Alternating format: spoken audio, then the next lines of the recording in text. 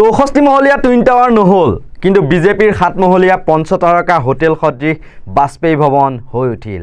এতিয়া মুখ্যমন্ত্ৰীৰ মুখত 16 মহলীয়া টুইন টাৱাৰৰ প্ৰসংগ। ইয়াত এইটোতো টুইন টাৱাৰে হৈ গ'ল। এইটো কিমান ফ্ল'ৰ আছে? 16। এইটোৱেতো টুইন টাৱাৰে হৈ গ'ল। গতিকে এইটো টুইন টাৱাৰে কৰিলোঁ, সোণোৱাল ডাঙৰীয়াৰ সপোনো পূৰণ হৈ গ'ল। কিন্তু ই সঁচাকৈয়ে টুইন টাৱাৰ হয়নে, নে লোকৰ পিঠাৰে বিহু পাতিবলৈ ওলাইছে মুখ্যমন্ত্ৰী হিমন্ত বিশ্ব শৰ্মাই?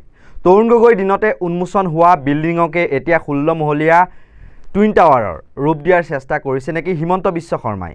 সামাজিক মাধ্যমত 64 মহলীয়া টুইন টাৱাৰ ক'ত বুলি প্ৰশ্ন উঠাৰ পাছতেই কালি হঠাৎ মুখ্যমন্ত্ৰীয়ে কৈ পেলালে যে 800 কোটি টকা ব্যয় সাপেক্ষে টুইন টাৱাৰ নিৰ্মাণ হৈ আছে, 60% কামো শেষ হৈছে, কিন্তু কোনেও গম পোৱা নাই বা জানিবলৈ বিচৰা নাই বিষয়টো। এডভান্টেজ 1 কি হ'ল, টুইন টাৱাৰ কি হ'ল, প্ৰশ্নটো কৰিব বৰ ভাল, কিন্তু টুইন টাৱাৰ চাবৰ কাৰণে আমি কেইজন সাংবাদিক গৈছোঁ বা আমি কেইজন মানুহ গৈছোঁ? আমি ধৰি লৈছোঁ যে টুইন টাৱাৰটো নহ'ল বুলি, কিন্তু অসমত যে 800 কোটি টকা খৰচ কৰি টুইন টাৱাৰ হৈ আছে and 60% work is already completed, আমিতো কোনেও চাব যোৱা নাই। একেটা দিন ফেচবুকত মই খালি এইটোৱে পাইছোঁ, কি হ'ব এডভান্টেজ আছাম 1ত একো নহ'ল, টুইন টাৱাৰে নহ'ল। বাট কোনোবা এছেম্বলিতে কাৰোবাক প্ৰশ্ন সুধিছে নেকি যে টুইন টাৱাৰটো নিৰ্মাণ হ'ল নে নাই? কিন্তু মুখ্যমন্ত্ৰীয়ে কিহক টুইন টাৱাৰ হিচাপে দেখুৱাব বিচাৰিছে বা ক'ব বিচাৰিছে? 2016 চনৰ আজিৰ দিনটোতে, অৰ্থাৎ 1 মাৰ্চৰ দিনটোতে প্ৰয়াত প্ৰাক্তন মুখ্যমন্ত্ৰী তৰুণ গগৈ ডাঙৰীয়াই উন্মোচন কৰা সমন্বিত সঞ্চালকালয়কে এতিয়া নাম সলাই টুইন টাৱাৰ কৰিব বিচাৰিছে নেকি? এই প্ৰশ্নই উত্থাপন কৰিছে প্ৰদেশ কংগ্ৰেছৰ মুখপাত্ৰ ঋতুপৰ্ণ কোঁৱৰে।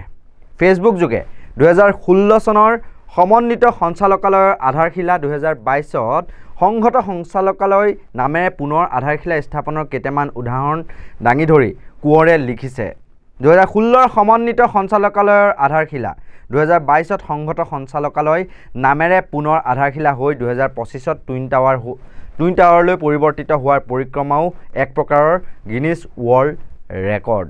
2018ৰ এডভান্টেজ আছামৰ সময়ত বিজেপি চৰকাৰে দেখুওৱা টুইন টাৱাৰৰ সপোনটো এক প্ৰকাৰৰ ৰেকৰ্ডেই বুলিব পাৰি, কাৰণ কালি অসমৰ মুখ্যমন্ত্ৰীয়ে কৈছে যে অসমৰ টুইন টাৱাৰ নিৰ্মাণ হৈ আছে, 60% কামো প্ৰায় শেষ হৈছে।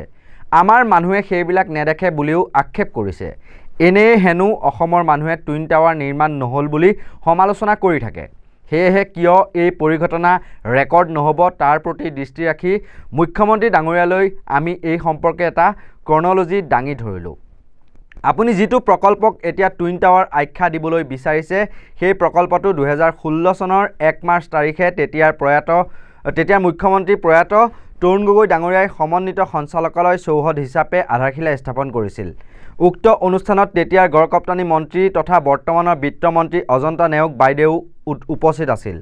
6 বছৰৰ পাছত সেই একেটা প্ৰকল্পৰ স্থানতে 2022 চনৰ 10 মে' তাৰিখে কেন্দ্ৰীয় গৃহমন্ত্ৰী অমিত শ্বাহ ডাঙৰীয়াৰ দ্বাৰা সংহত সঞ্চালকালয় নামেৰে পুনৰবাৰ আধাৰশিলা স্থাপন কৰোৱা হোৱা নাছিল জানো? 2023 চনৰ 6 ডিচেম্বৰ তাৰিখে এইগৰাকী মুখ্যমন্ত্ৰীয়ে টুইন টাৱাৰৰ সপোন নস্যাৎ কৰা নাছিল জানো? তাৰ পৰিৱৰ্তে আপুনি অসমত IIM নতুবা কেন্দ্ৰীয় বিশ্ববিদ্যালয় স্থাপন কৰিলেহে ৰাজ্যখনৰ লাভ হ'ব বুলি কোৱা নাছিল জানো? মোৰ যদি ভুল হোৱা নাই, আপুনি হাস্যভংগ কৰি হয়তো এদিন কৈছিল যে এই সংহত সঞ্চালকালয়টোৰেই সোণোৱাল ডাঙৰীয়াৰ টুইন টাৱাৰৰ সপোন বাস্তৱ হৈ পৰিব। বাহ, কি উপস্থিত বুদ্ধি! এতিয়া মুখ্যমন্ত্ৰী ডাঙৰীয়া, আপুনিয়ে কওকচোন যে এটা প্ৰকল্পৰ দুৱাৰ আধাৰশিলা কৰা, তাকো দুটা ভিন্ন নামেৰে, তাৰপিছত আকৌ পুনৰ সেই নামটোকে গৌণ কৰি একেবাৰে টুইন টাৱাৰ আখ্যা দিয়াটো কেনেধৰণৰ দক্ষতা? প্ৰকল্প এটাৰ কাম সম্পূৰ্ণ আৰম্ভ নহওঁতেই দুটা ভিন্ন নামেৰে দুবাৰ আধাৰশিলা স্থাপন সম্পূৰ্ণ হৈ নুঠোঁতেই তৃতীয়বাৰৰ বাবে নতুন নামেৰে সম্বোধন কৰি বাহ ল'বলৈ বিচৰাৰ পৰিঘটনা হয়তো বিশ্বতে বিৰল। সেয়েহে মুখ্যমন্ত্ৰী ডাঙৰীয়াৰ শুভাকাংক্ষীসকলে এই বিষয়টো এক প্ৰকাৰৰ গিনিছ ৱৰ্ল্ড ৰেকৰ্ড বুলি গ্ৰহণ কৰি অনুষ্ঠান এভাগি আয়োজন কৰিব পাৰে। বাকী অসমৰ ৰাইজেও এই চৰকাৰখনৰ চমক সৃষ্টিকাৰী ঘোষণা আৰু ইভেণ্টসমূহ ভালদৰে পৰ্যবেক্ষণ কৰক আৰু ইয়াৰ লক্ষ্যসমূহ হৃদয়ংগম কৰিবলৈ চেষ্টা কৰক।